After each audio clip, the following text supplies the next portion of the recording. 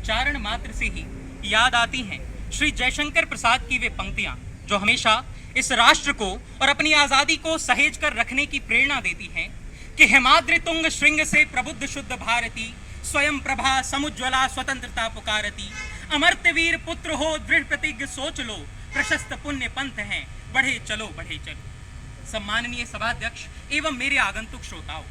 15 अगस्त 1947 पंछियों के आजाद स्वर और अटखेलियां करती, मंत्र मुग्ध कर देने वाली हवाओं के बीच भारत जब अपनी आजादी का पहला सवेरा देखता है, तो जहां एक ओर आसमां में असमय होली के रंग खिल रहे थे, तो वहीं दूसरी ओर कपाल पर चिंता की एक लंबी लकीर खिंच रही थी कि आखिर भारत का आने वाला कल कैसा होगा। और तभी 26 जनवरी 1950 को एक परिपक्व और खुद मुख्तार संविधान हमारी सारी चिंताएं हर लेता है, और उस संविधान के मूल में है एक ऐसे राष्ट्र का निर्माण जहां हर देशवासी स्वयं को बाद में और अपने देश को पहले रखे। और इस आयाम को अपनाने हेतु कोई बहुत कठिन मार्ग अपनाने की आवश्यकता नहीं। जी हाँ, राष्ट्र प्रतीक, राष्ट्र ध्वज व राष्ट्रगान के प्रति सम्मान दिखाना तो देशभक्ति है ही, लेकिन इसके साथ साथ रिश्वत ना देना भी देशभक्ति है, और समय पर टैक्स भरना भी, अपने इर्द गिर्द महिलाओं का सम्मान करना भी देशभक्ति है, और समाज में हो रहे किसी गलत प्रकरण की जानकारी प्रशासन तक पहुंचाना भी, पेड़ पौधों व जानवरों का सम्मान करना भी देशभक्ति है, व भारतीय संविधान के अनुच्छेद 51 अ में निहित मौलिक कर्तव्यों का पालन करना भी। और यही देशभक्ति से लबरेज भावना जब समाज कार्यों का रूप ले ले, तो वहां से शुरू होता है समाज निर्माण, और समाज निर्माण के इन्हीं छोटे छोटे प्रयासों से कड़ी बनती है राष्ट्र निर्माण की। जैसे यदि आप न केवल अपनी बल्कि अपनी गली मोहल्ले की समस्याएं भी विधायक या सांसद महोदय तक पहुंचाकर उनके निवारण का जिम्मा उठाते हैं, या अपनी गली की किसी टूटी सड़क को देखकर सिस्टम को कोसने के बजाय पीडब्ल्यूडी विभाग में शिकायत करके उसे ठीक कराने का बेड़ा उठाते हैं, तो आप राष्ट्र निर्माण में बखूबी अपना योगदान देते हैं। इन दिनों अपनी दिल्ली और देश को प्रदूषण मुक्त बनाने हेतु यदि आप सार्वजनिक परिवहन या साइकिल का उपयोग करते हैं, तो यह भी राष्ट्र निर्माण की ओर एक ठोस कदम है। और सबसे ऊपर यदि आप राज्य, प्रांत, अमीर, गरीब, रंग, हैसियत, धर्म, जाति तमाम भेदों से ऊपर उठकर हर देशवासी से एक समान प्रेम करते हैं, तो दरअसल आप राष्ट्र निर्माण की सबसे महत्वपूर्ण कड़ी को मजबूत बनाते हैं, और वो है आपसी भाईचारा, क्योंकि एक भारत से ही श्रेष्ठ भारत का रास्ता बनता है।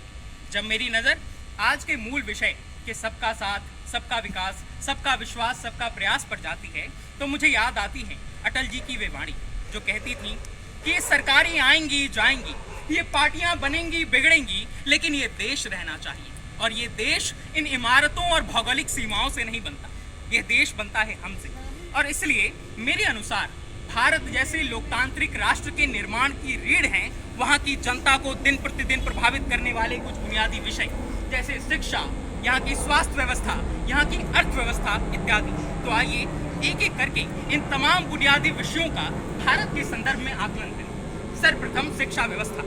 इतिहास के पन्ने इस बात की गवाही देते हैं कि 5वीं शताब्दी में ही, जब संपूर्ण जगत में कहीं भी सर्वजनीन शिक्षा की अवधारणा तक व्याप्त नहीं थी, उसी समय भारत के नालंदा में पहला अंतर्राष्ट्रीय विश्वविद्यालय नालंदा विश्वविद्यालय, जहां 2000 शिक्षक, 10,000 से अधिक छात्र, 90 लाख से अधिक किताबों का संग्रह और 3,000 से अधिक भिक्षु नालंदा को दुनिया का सबसे बेहतरीन शिक्षा का केंद्र बनाने में लगे हुए थे। और आज भी वर्तमान में भी नई शिक्षा नीति 2020 के अंतर्गत बैगलेस डेज, मल्टी स्ट्रीम और वोकेशनल ट्रेनिंग जैसे प्रावधान नई बदलाव की उम्मीद देते हैं। और हो भी क्यों ना, यह दुनिया की आज भी इकलौती ऐसी शिक्षा व्यवस्था है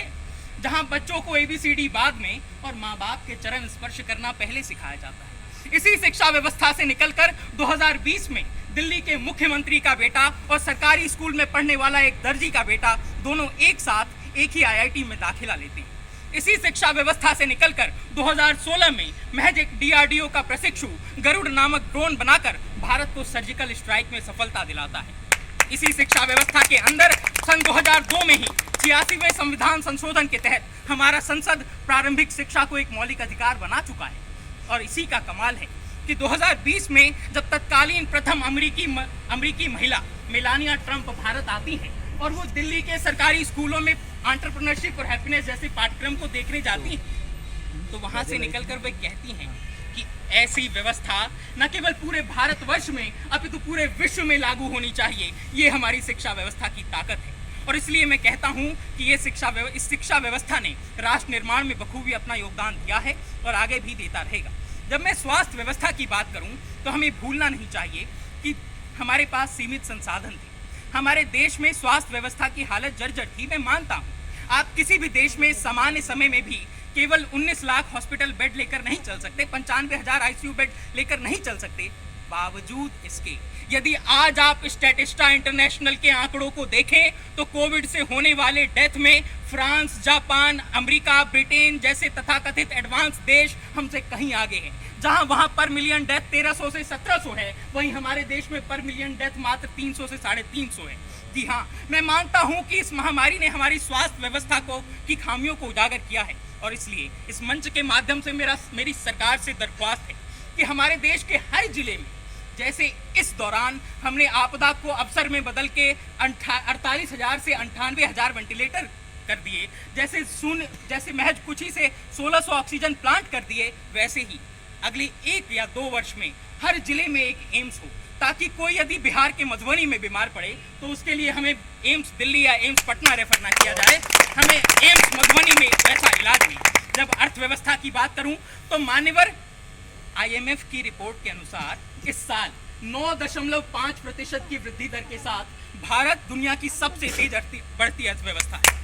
और अगले वर्ष भी भारत 8.5% की वृद्धि दर के साथ सर्वोच्च बना रहेगा। इससे अलग मान्यवर भारत 2.47 ट्रिलियन डॉलर की अर्थव्यवस्था के साथ दुनिया का 7वां सबसे धनी देश है और इससे अलग स्टार्टअप इंडिया, आत्मनिर्भर भारत और वोकल फॉर लोकल जैसी योजनाओं के अंतर्गत भारत में 2020-21 का आर्थिक सर्वेक्षण यह बताता है कि 2020 में भारत में 41,061 स्टार्टअप को मान्यता मिली है, जिससे तकरीबन 4.5 लाख रोजगार उत्पन्न हुए और मान्यवर यही कारण है कि दुनिया का आज तीसरा सबसे बड़ा स्टार्टअप इकोसिस्टम भारत बन चुका है। और इन्हीं तमाम चीज़ों की बदौलत आज हम गर्व से कह सकते हैं, वे इकबाल की पंक्ति हमें याद आती है कि यूनान मिस्र रोमा सब मिट गए जहां से, बाकी मगर है अब तक नामो निशा हमारा, कुछ बात है कि हस्ती मिटती नहीं हमारी, सदियों रहा है दुश्मन दौरे जहां हमारी। लेकिन मान्यवर आगे की राष्ट्र निर्माण की राह ना तो मेरे पिछले 8 मिनट के उद्बोधन जितना आदर्शवादी है और ना ही इतना आसान। भारत के समक्ष चुनौतियां हैं और चुनौतियां बड़ी हैं और सबसे बड़ी चुनौती अभी है जलवायु परिवर्तन। यह चुनौती तमाम देशों के सामने है, लेकिन भारत के सामने बड़ी इसलिए है क्योंकि हमारी आबादी बहुत बड़ी है। जब मैं देखता हूं कि वैश्विक जलवायु जोखिम सूचकांक में भारत का पायदान 7वां है और इसका इन सब चीज़ों का कारण ये है